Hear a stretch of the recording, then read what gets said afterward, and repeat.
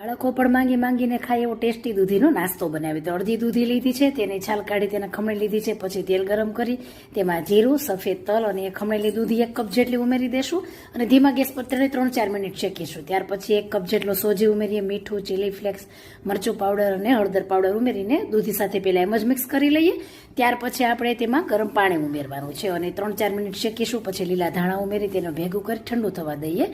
પછી એક બાઉલમાં બાફેલા બટેટા, લીલા ધાણા, ચીલી ફ્લેક્સ, આમચૂર પાવડર, ગરમ મસાલો, ધાણા જીરું, મીઠું આ બધું ઉમેરીને 2 ચમચી પ્રમાણે ગરમ તેલ ઉમેરી દઈએ. ચટપટો મસાલો બટેટાનો બનાવીને ઠંડુ થવા દઈએ.